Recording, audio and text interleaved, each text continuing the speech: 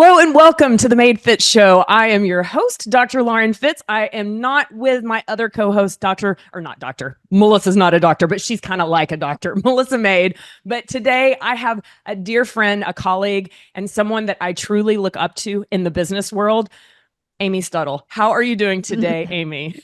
Good. Thanks for having me. I'm jealous that you're walking and I'm sitting. I know, but you're going to rearrange your office so that you can do it for your podcast, Yes. right? Yes. Dr. Fitz inspired me to buy a walking pad a few weeks ago, and I love it.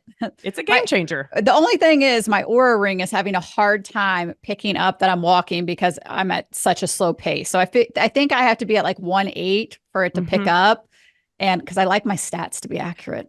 So I have my Apple Watch on my ankle right now, just so you know. I'm not even kidding. We're those people. We are those people. So today I want to talk about being the boss of your own life. Now, the listener is going to hear that title and be like, wait, what are you talking about? So here's the thing. You are the result of the 5 people that you spend the most time around. And if those people aren't making you better, challenging you to go to the next level and constantly grow, then you need to reassess who those people are. And when I come across a person like you, I'm like, ooh, she needs to be in my inner circle of 5 people because I want to be like, even though you're 4 years younger than me, I want to be like you when I grow up. So today's episode is going to be about the things that a lot of people, when they interview for their podcast, are not asking you about, because you are the founder and CEO of Victory Men's Health, which y'all have 5 locations.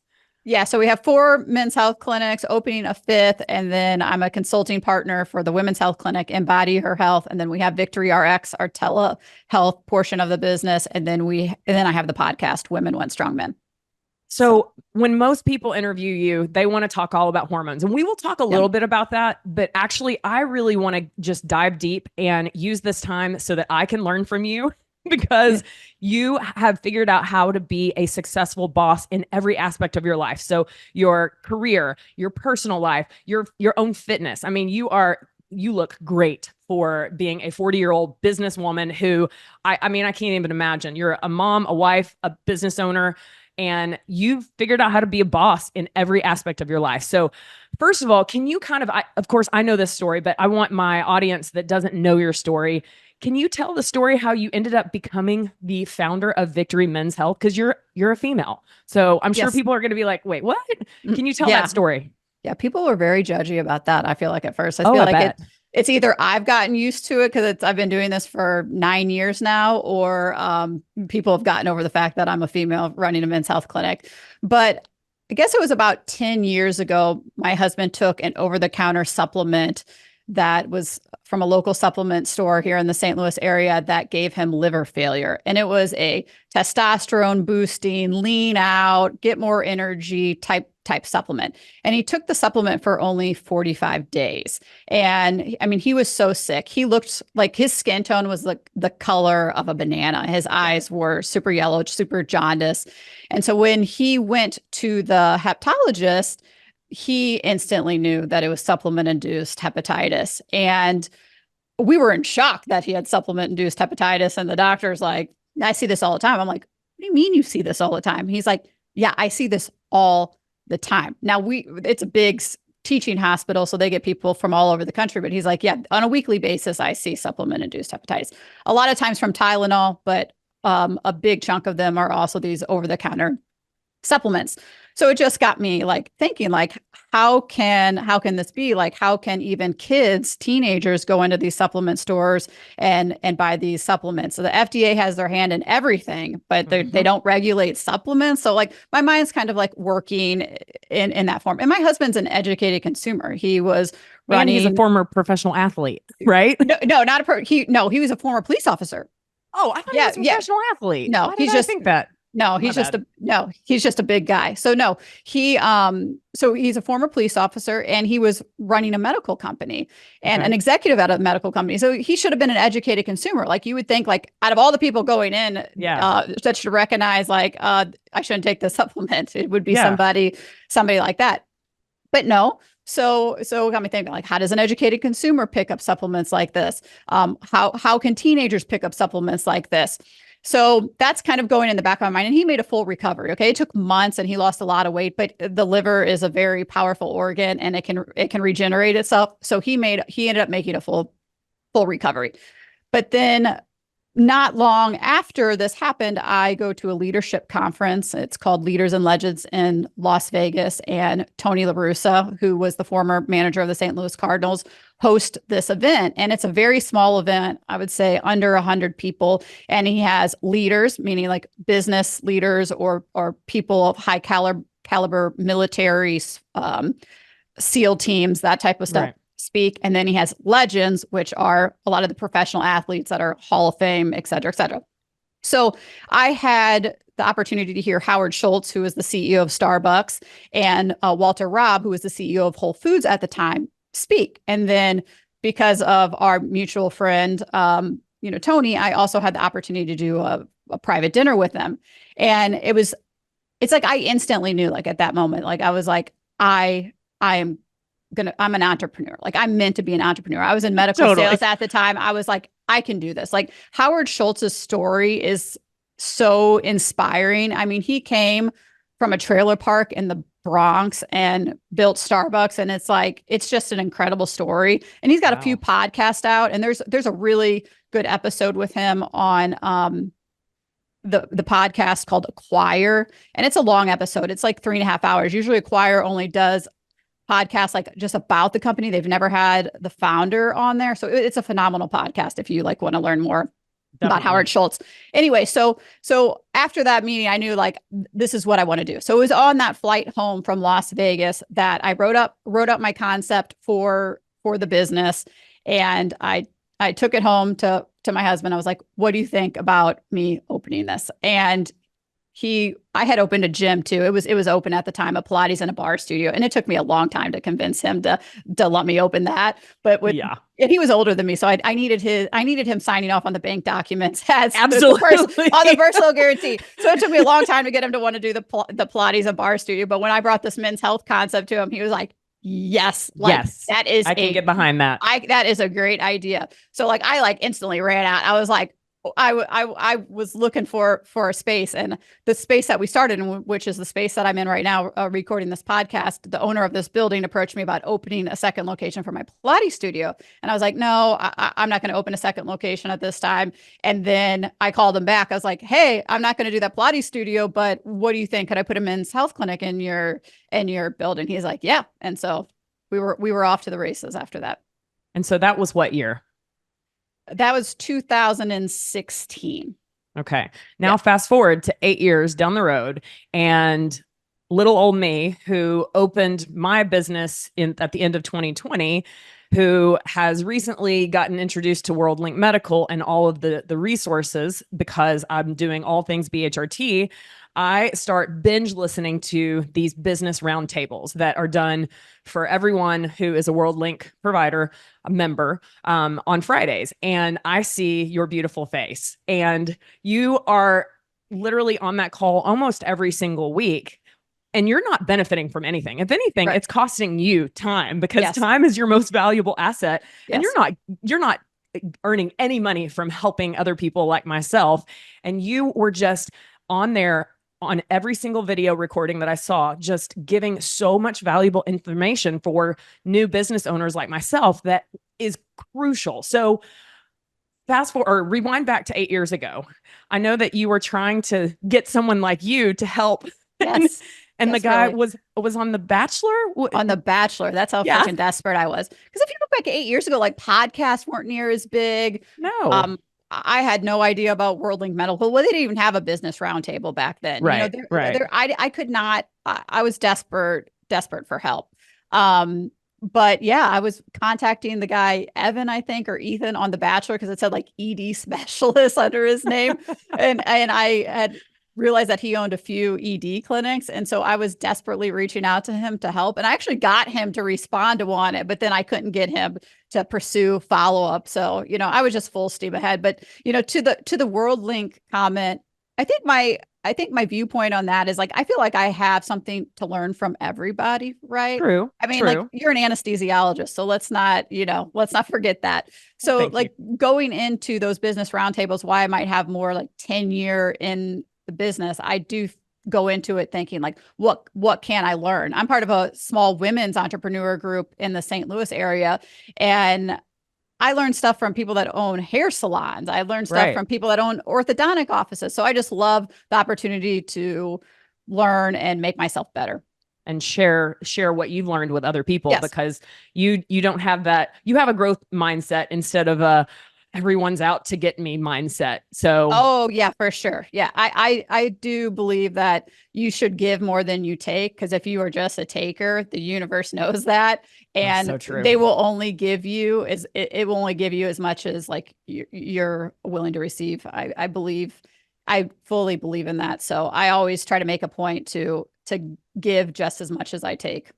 You probably give more than you take. I try to give more than I take. I was about to say, let's just put that out there. From what I have observed, you definitely give more than you take for sure. So you're a boss. You are a wife, a mom, and a business owner of a very large men's health, and you're a consultant for a women's health. So you have a lot on your table. How are you so successful? Like, what are the things that help you be successful, not only in owning a business, but in your own personal? I mean, you're super fit. You're a great wife. You're a great mom. Help me, give me some of the secrets to your success. Gosh, I don't know. Cause like when you're doing it, I don't know if you think, oh, like this is my secret, of No. how I'm doing it. But I think one thing that I notice with people maybe wanting to start a business or working with other people, consulting, helping people, is that people have a difficult time executing. So they have a lot of ideas and a lot of this, I'm going to do this, I'm going to do that. But when it comes down to executing that, it's where they really struggle. So I think that's a big thing. Like if I want something or see something, I'm like maybe an over executor. I'm like, yeah, I wanted that done like yesterday. So I'm out there, after it pretty quick. I don't sit on things very long and marinate on them. I go after them pretty quick. So I would say that's a big thing is execution just as versus ideas. And I'm pretty disciplined. I have a routine and I stick pretty closely to that routine. And just like, let's use our steps for a simple example. Like I'm looking at that, tracking that. It's my expectation that I hit that in the day. If I don't hit that, I'm, outside at 9:00 at night, making sure that I get those steps in. So I think discipline is also a big thing, holding yourself accountable to those goals that you set for yourself. And how you open the podcast, surrounding yourself with the right people. There's people that will inspire you and that you'll thrive from. And then there's people that will drain you. So I used to have the mindset that a lot of people, a lot of friends that I had around me would do all the talking, and I would go out with them, and I was just happy to go out and not have to talk and just drink my glass of wine, and they could do all the talking that they wanted. And I would leave fine with that. Now I'm at the stage in my life where I'm like, that's actually a drainer to me. Totally. I can't sit here and listen to you talk about your fancy car or what you're spending on your clothes or there's no substance in that for me. And even though I do zero talking, I actually leave with my brain completely fried. So now I seek relationships that we can have intellectual conversation, whether it be about politics, society, healthcare, business. I'm looking for stimulation like that now to support further growth personally. Absolutely. Versus looking at like, oh, look, I left this dinner. I didn't have to say a single word. Yep. Well, I have to say my first direct in-person or interaction with you, not personation, interaction with you was when I was on a live business roundtable, and I literally asked you, live on the Zoom about two different things. And literally after the Zoom was over, I looked in my inbox on the World Link Medical website, and you had messaged me those two things. And I was like, this girl doesn't mess around. Like, you took immediate action. And I think that goes back to the first point that you said, was that a lot of people talk, but it's the next step, the follow through, the actually doing something and taking action is where I think a lot of people, whether we're talking about their own fitness journey, their journey to being successful in their business, because I have a lot of people that own businesses, whether they're brick and mortar businesses or online businesses, right, that are not successful. And at the end of the day, I think the one big word is action. And I mean, I saw that from you immediately. I was like, this is why she's so successful. She doesn't sleep. She takes action the moment and doesn't procrastinate on anything. Is that safe to say? Yes. Yes. You know, what's funny is if somebody like on there asks me for help, like, or if they ask a question, I'm like, oh yeah, shoot it to me in the DM. Like if they want some specifics and then they don't, I'm like, well, like you're talking, but are you really wanting to execute? Like if you wanted that information, I told you, just shoot me an inbox, a DM, and I'll give it to you, whatever it is. Yours was a very specific question, so I knew exactly what you were looking for box suppliers and I think candles, scents. So I knew exactly what you're looking for. But when somebody asks like something broad where it's going to be a bigger conversation and they don't follow up, I was like, well, I mean, how bad did they really want that answer? Did they want that answer to be easy and they wanted to know right there in that second, or are they going to put in the work? You know, the Hormozis talk about this a lot. This is another great example of that. There was a patient that partnered up with, I guess, a college kid to start a social media company. And this college kid reaches out to me, uses that patient's name, you know, to get a meeting. And I actually take the meeting with the college kid. Like I don't have somebody else do it. I take the meeting as a professional courtesy because the patient is apparently invested in this marketing company. So he meets with me and goes over, like, I want to do your reels. I want to, you know, help with YouTube videos, et cetera, et cetera. I'm like, perfect. We're actually looking for something like that. Send me the pricing. Yeah. So he sends me the pricing and it's about $3,000 a month. So I'm like, so I'm going to be your very first account and it's $3,000 a month. So I don't respond to the initial email because I'm like, I'm testing, right? Like how bad, you know, how bad does he want this? He followed up 2 more times. I was like, okay, so he wants it. So now I'm actually going to respond to that email. So I respond and I was like, I think your pricing's high for the experience. I'll tell you what, if you think you can do a better job than what I have currently, I have hundreds of hours of content out there. Make me a reel. Make me one reel to show me how you can do it better. Radio silent.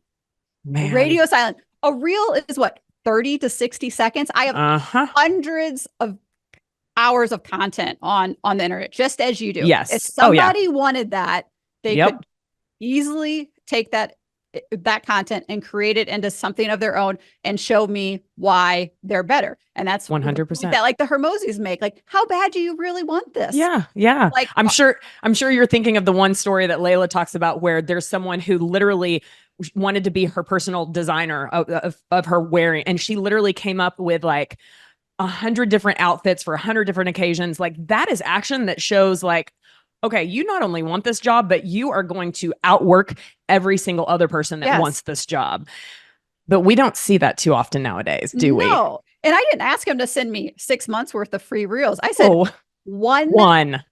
By the way, for $3,000 a month. So you're in college and you think for 4 hours of work, I think was on there, that's worth $36,000 and you're still in school. Like, wow. I delusional. I just like make it make sense. So, right. You know, so people putting in the work and executing and showing that they want it is huge. Okay. So this is business owner asking business owner. How do you get your staff members to follow suit with taking action? They say they're going to do something, but then there's not the follow through. And you're at a place where you're having to double check and micromanage. And I don't want to be that person, but I'm finding that that's a challenge of being a business owner. Probably one of the biggest challenges is hiring and managing people. So definitely putting in the work on the hiring. I think a lot of times we look at the hiring as maybe the quickest one of the quicker things that we do and easy, but it's really not. Like, you really have to put in the time and effort to hire the right person, because if you do that, it will be much easier on the management of people. If you hire quick and make a bad hire, you will spend months, if not years, trying to manage that person into something that they maybe will never become. So kind of what I talked about on the WorldLink pod, or WorldLink roundtable a week or so ago, having a mission statement is important. Like I said, there, people might think that's frou-frou and, oh, I don't need that or whatever. You do need that. It's who you are. It's your why. It's your purpose. And people want to be a part of a winning team and want to be a part of gritty. Something. Yeah.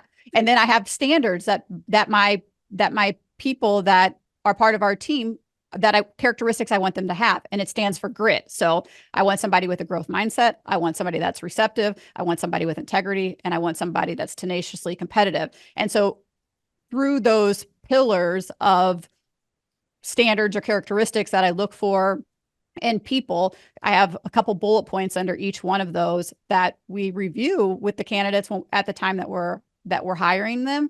And then we also weave that into our day-to-day of what our expectations are from our team members. And I think that's super important, because as you grow as a business, or as you're maybe not as involved at a single location or interacting with your team as much, because now that I have multiple locations, right? Like, I'm not around those same people every single day. Like, I can only put myself in one clinic every day. Right. So the farther that they're away from the nucleus, the harder it is to maintain culture. And you can't expect your culture just to thrive with, like, to be nurtured, right? You have to put work into your culture. So making sure that everything kind of weaves into that mindset is important. And then, so we also do have tools to make sure that we have follow up in timelines. But one of the things, we do quarterly check-ins with our team, and they have to write out what projects they led or what projects they executed. So that means 4 times a year we're going over those. And it wouldn't be a good look if you put a project on there that you maybe started and didn't finish, right? So holding people accountable in that way, where they're putting down their goals, they're putting down their projects led, and in 3 months you're answering to them. Now, the timeline to finish it is more than likely, it depends on how big of a project it is. It's probably a quicker time frame than 3 months. But my point is that you're holding people accountable, and you're talking about it, and they're listing it out. And it doesn't matter what role they're in. I expect people to be leading projects and improvements, from front desk, lab, nurse practitioners, my management team. Like, we all have areas to improve. So our motto around here is, I guess we kind of have 2. It's 1% better every day. And then we like stay gritty. So tying everything back to our culture and what we stand for. When you did the business roundtable talk 2 weeks ago, I loved the fact that you reiterated that it took y'all, 4 years to come up with just the, your core values, the grit, which that made me feel a little bit better, because we're about to celebrate 4 years, because we opened October of 2020, and we really don't have a mission statement yet. And so your talk on the roundtable actually inspired me to be like, we are not ending this year without a very clear set of core values that are very probably similar to your. The everything that grit relates to is what I feel that when I listen to your core statement. I'm like, yes, that's exactly what I want. Well, your team's still, a relatively small team right now, and you're the nucleus of it. You're there every single day in the clinic. And so your missions, they kind of know your mission statement, because they've been interacting with you for 4 years. You embody it. You act it out every single day, and they can meet that benchmark because you're there, and they're rising to your level. And it just gets a lot harder when you're not there every single day to make sure that that's happening. And when that happens, then that's when the mission statement needs to be laid out on paper. The standards need to be laid out on paper. And it goes back to the hiring. The motto is hire slow, fire fast. And you have to make sure those people are a cultural fit for you. What do you think? What is your secret to helping staff members tap into their own leadership skills? Because, I'm thinking of, I've got, my department of massage therapists, I've got my department of estheticians, I've got my department of medical providers, I've got my department of office admin. Each of them, I want them to be able to take ownership and leadership in their own department. But how do I do that? Help. The $1 million question. Right. Well, I do think it goes back to the quarterly check-ins, right? Where they have to list out their goals and the projects that they led and the accomplishments that they had for that quarter, and then things they're going to work on in the next quarter. And then also we do a morning huddle, and I have somebody from each department lead that morning huddle. So how long does that last? So it's typically about 20 minutes. I would say we do it before we start seeing patients. So 15 to 20 minutes, but it's organized. It has a purpose. They've thought about what they're going to talk about. Like, we don't run, I guess, a willy-nilly morning meeting. Now, at first we were just happy to be doing morning meetings, right? So that's where it started. Like, okay, we're doing a morning huddle to talk about the day and what's going on. Well, then we've since dialed it in and got more structured, and it was the patient coordinators ward leading that meeting. And then I realized, well, it's important for other people to have a voice, and it not always just coming from one facet of the business's point of view. So then it evolved into each department leads one day of the week. So, lab will lead one day, the nurse practitioners will lead one day, and they're talking as a company amongst the clinics. We function on Slack, right? So which opens up the communication channels tremendously when you have multiple locations. So let's just use the lab, for example. The lab managers and lab staff are talking in Slack, like, what are we going to talk with for the team? So it tries to stay consistent across all clinics. The nurse practitioner, same thing. What are we going to educate the team on this week? And they talk about that. So I also think that helps because that person is leading the meeting, in charge, taking responsibility, and has ownership and stake in, whatever the topic might be. I like that. So for my listeners that don't know your history, so I'm sure a lot of people are assuming that you're a medical provider, but you're actually not. You had, before you opened your Pilates studio, you were in the medical field in a different way, correct? Yeah, I was in sales. Okay. So you got a little bit of exposure to business on the sales side, but what do you think is your most influential aspect of you learning to go from just being in sales to like being a owner of a business? And I mean, that's a whole different world, right? Yeah. And like we said, though, 8 years ago, the access to information was so different than it is. You were trying your hardest to reach out to someone that had figured it out, and he wouldn't even reach back to you. So how did you go from that to this 8 years later? Yeah. And I guess even the Pilates studio, like I didn't have any experience doing that either.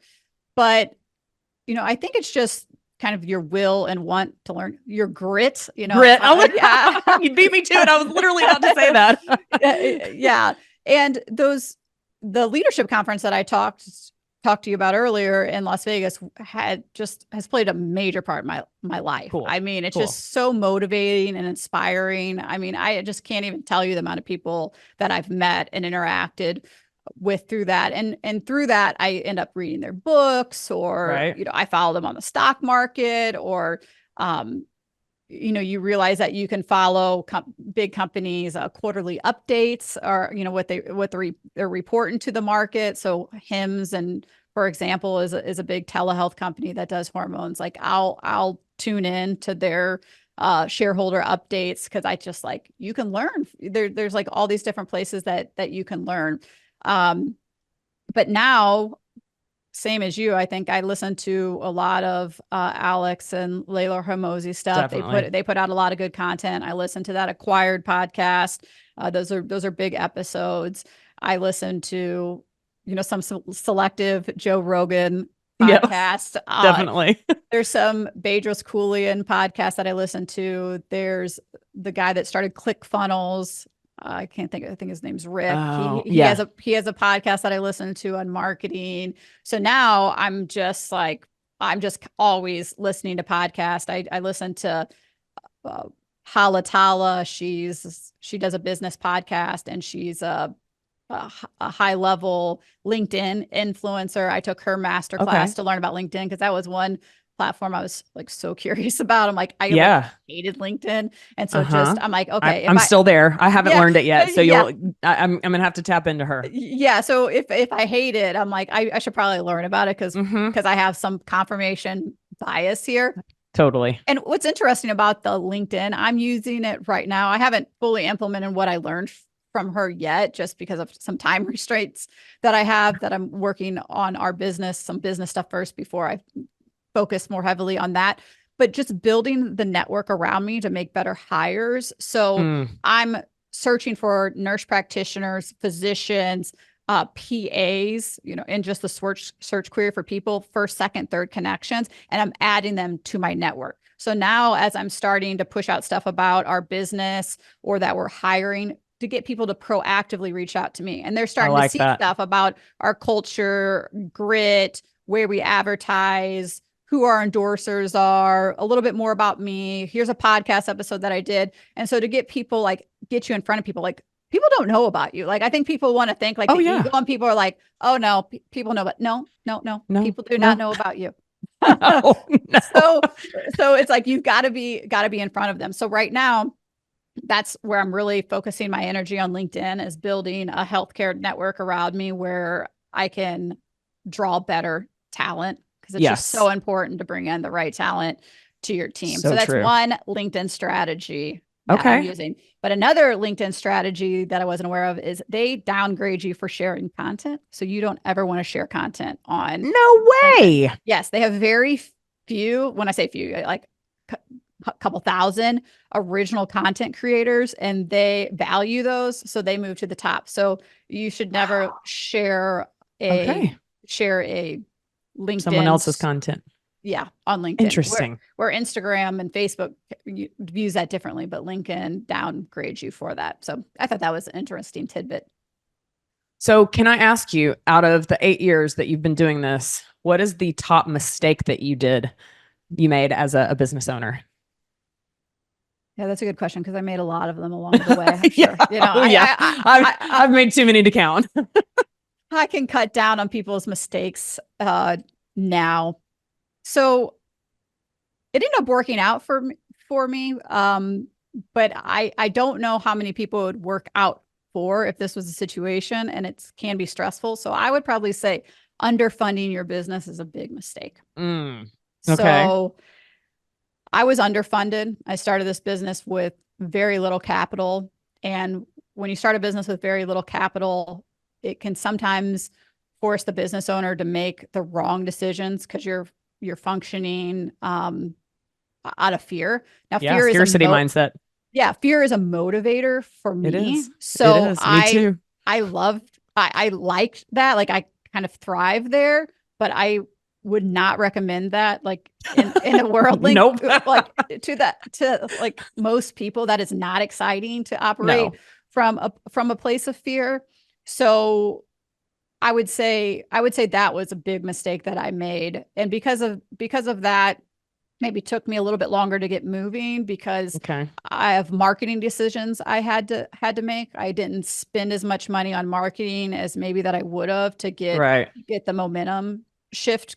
I really believe in marketing, but like I said on the WorldLink call, I don't think you should invest in marketing until you have your pillars, which we talked about on the call, like your mission statement, know how to onboard people right, make sure you're hiring the right people, have the foundations, the procedures and processes in place. You don't want to scale mistakes. That's a problem, because you start getting bad reviews and you'll be crushed before you ever get started. But once you have your product relatively good, I think you should be dumping money into marketing. That's how at least that was my mindset, because I didn't want just a small clinic. I want to touch thousands and thousands of people. So it was going to take marketing to do that. And starting with such little money did not give me that opportunity. So I would say that was a big mistake. But you've also thought outside of the box with your marketing. Like, I love the fact that you utilize radio. I mean, I can't believe that people still listen to radio yet. Yes. It's one of your biggest sources of exposure to people that have never heard of you, right? Still to this day. Yes. Yes, it is. So outside of now the seesaw has, tilted the other way. Our biggest referral source is friends, family, patient referrals now, right? But for years, the seesaw was tilted the other way. And our biggest referral source was our marketing avenues, and with radio sitting at the top. Now, I think you can make a lot of bad decisions with marketing on radio, but I do think there are great ways to market on radio. And I feel that is through live endorsements and having the radio host of the show actually talk about you versus sliding in a commercial wherever they put you. Like, that's the thing. They'll put you wherever the heck they want you. It's not like you can say, oh, I want to be at this second at this time, coming in and out of the break. No, but if you live endorse, then you're getting talked about going out of a break or coming into a break. So it doesn't feel like a commercial because people are still listening and engaged. Right. And so I really like the live endorsements. So that's how I do my radio ads. That is on actually the top of my list of things to start getting into, because I feel like I would be really comfortable doing that. And since I can talk and I'm comfortable on a microphone. So one of your other marketing ideas, which I love, your brand is seen in bathrooms all over, right? Yeah. So that was a youth sports complex. Okay. And their bathrooms were hideous looking. And they wanted me to sponsor a banner in the outfield. I do not look at that as marketing. I look at that as a charity donation. Yes. So I do not think putting a banner in somebody's outfield is going to drive me any business at all. So I was like, well, I want to help the sports complex out, but what can I do differently? So I thought about wrapping their bathroom stalls, because I've seen companies and professional sports arenas put like TVs above the urinals and stuff like that. But that's kind of a revolving. There's several businesses they're displaying. So I'm like, what could I do that's one better than a TV above the urinal that somebody only sees you for 10 seconds? And that was, I'm going to wrap the whole entire bathroom with Victory Men's Health. And that's what we did. So this whole entire men's bathroom is Victory Men's Health. It is QR codes. It's our supplements. It's our colors, brand, locations, podcast information, and it wraps the whole entire restroom. It's brilliant. It's absolutely brilliant. And I thought it was a relatively low buy-in, to be honest with you, compared to what some marketing can spend, a couple $1,000s to wrap it. And then, a couple $1,000s a year to be in there. And because it's a local sports complex, it was a reasonable negotiation, a reasonable contract. You're not locked into something crazy. So I thought that was a fun marketing thing that we did. I think it's brilliant. I think that so much of your secret to success is you think outside of the box. And then when you come up with a good idea, you act on it, and you act on it pretty quickly. And you're also quick to say, oh, this is working or this is not. Is that fair to say? Yeah. Yeah. I feel like I give the marketing opportunity a fair shake to work. I wouldn't recommend anybody jump into radio and only do it for 2 months and then bail on it. That's like doing a peptide for 2 months or hormones for 2 months, and then you exit. You're like, you didn't give this a fair shot to work. So I will pivot quickly, but I also feel like at the same time, I want to give it a fair shot to work. And that usually takes several months of that story going out there, maybe 6 months of marketing to see if that's going to actually perform for you. And then people have to ask themselves, how are you tracking your marketing spend? How do you know you're converting them? Is it on your intake form? If you're on digital ads, do you have pixels on there? Do you have a CRM that you're tracking your funnel to? So then there's like all these layers that go into that to make sure that you actually know that your marketing is converting. Like, here's a great example. We have a sports radio station in St. Louis that we have not spent $1 with. And they come in, people write them down on the referral all the time. Well, competitors advertise on there. And it just kind of showing you like some people's perception of where they think they heard about you, where they actually heard about you. Like, so there's some interesting like client behavior there that you start to understand. But more than likely, they heard a competitor and then went to Google and typed us in. And because we have over 1,500 5-star reviews, we pulled up ahead of the competitor. And then that's how they actually ended up booking us, because they did not hear an ad on that sports station from us. Well, actually, hearing you say that on the Business Roundtable reminded me, because we have there's very few unhappy people that come to Larimar Med. We have so many people that just love it here, local and telemedicine patients. And when I went and looked and we only had like 340 reviews, I'm like, okay, this isn't BS.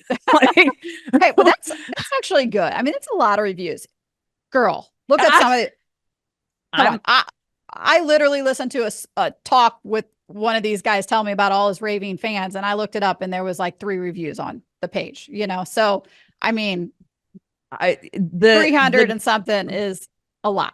Well, I started talking about it on my stories, and literally just in the last few days, and I'll just do a quick link, and I'm giving people incentives. So over the next month, we're going to do a drawing and give a cash prize at the end of September. But like, there's no reason. I mean, granted, I don't have 5 locations like you, but there's no reason that we shouldn't have 1,500 5-star reviews. Yeah. Because I mean, but this is still, where we're at in St. Charles, Illinois.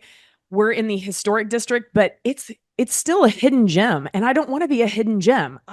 Yeah. I want everyone to know that we just got our DEXA scan yesterday, and we're the only, yeah, I know it's so awesome, but we're the only business within, a mini mile radius that offers that service that can obviously give you a lot of information, will lead to, hey, maybe I should be, using some peptides for weight loss, or maybe I need to do BHRT. I mean, it's just a great tool, but we're still a hidden gem, and I'm just trying to be like you, think outside of the box on all the ways that we can be unhidden, Yeah. And you got to ask them for the review, right? You Exactly. Can't expect them. And there's software and systems. Our phone system sends out automated review requests. And I think a lot of even EHRs, I think, do it at this point, but making sure that you're asking for the review, and you usually have to ask them more than once to do it. Definitely. So but think about how hard it is for us to get reviews. We're in men's health. Women tell 20 people, men tell 1 after right. No one wants to say like, hey, this is the place that helped me with my ED. Yeah, I can only imagine. Like it's really hard. Well, and like breaking down that stigma, like they might not even come to us for ED. They came to us and got cardiovascular testing, for example, but they're like, so that's been a big initiative of mine. And that's why that's in my mission statement of like breaking down the stigma. I love that. Of men's health, like that anybody that gets hormones or goes to one of these places has ED, because it's not true. Like, no. So yeah, that's been a big, and I feel like, okay, well, we got to be doing something right, because if I got 1,500 of them to get on there and give a review, then the mission is working. Yes, definitely. So wrapping this up, if you could give your top 3 pieces of advice to someone that wants to be a boss of their life, whether it's boss in their business or in their fitness or just in their overall being, what would that be? Well, I think you need to be an executor. Stop talking about doing it, and get out there and do it. I think walk the walk. Yep.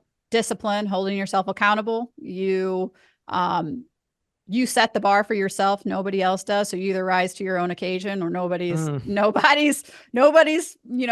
pulling you up the ladder to get you there. And then I would say kind of the abundance mindset, being a learner, wanting to learn, having the mindset that, I'm here, I'm open to receiving it. I don't know it all. I have the ability to learn from everybody, putting the ego aside and viewing every opportunity as an opportunity to learn something from somebody. I love that. Those are great pieces of advice for sure. So for my listeners because most of my listeners follow me on Instagram, so they've seen me tag you and multiple times, but just in case they don't know who you are or where to find you, can you let them know? Yeah. So my Instagram, which will be changing, is called Something Stuttle. I originally didn't want anybody to find me. How ridiculous is that? So I didn't put my first name on there. So it's literally Something Stuttle. Yeah. See, there's a lot of things I could be doing better. I can learn from you. I actually love that though. Something Stuttle is great. I think it's catchy. Because I was hiding. I get it. I get it. So, I mean, I probably need to get out of that mindset, which I'm there. I just need to figure out what the name's going to be. So anyway, Something Stuttle on Instagram. And then our business is Victory Men's Health. We do put out a lot of health related content, and we put videos on YouTube on how to give shots and how we do pee shots and all of these things. So you can find us on all those social media channels with just Victory Men's Health. That's and then hello and your podcast. Hello. Oh, yeah, I forgot about that. Women want so wonderful. Women Want Strong Men is the podcast. And I don't just mean strong as in, muscles, which are important because they're the key to longevity.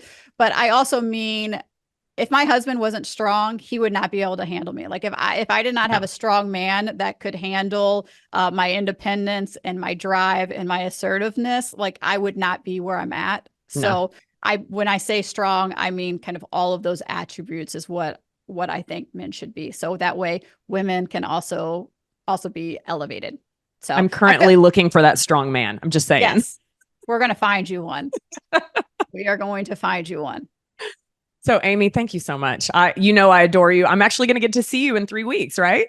Oh yeah. We're in San Antonio. Silverback Summit. Yeah. So if there's Silverback Summit is in November, but I get to see you San Antonio first, right? Yes. But the Silverback Summit, tell my listeners about that real fast, because I am excited about that. Yeah. So it's a men's health focused event, but it's also ran by a female. Her name's Allie Gilbert.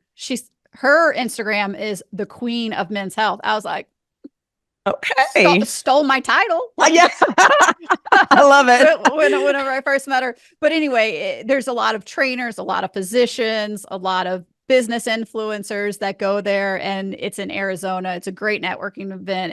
It's a great event for either providers or just the average person that's wanting to learn how to train better, nutrition, hormones. Like I said, like they'll have like Mr. Olympia, Bedros Keuilian, who's a top business podcast. They have all these high-end trainers there. They have urologists, the doctors there that specialize in the stuff that we do. Like it's a great event. So I'm excited that you're going to it, because we'll have fun there.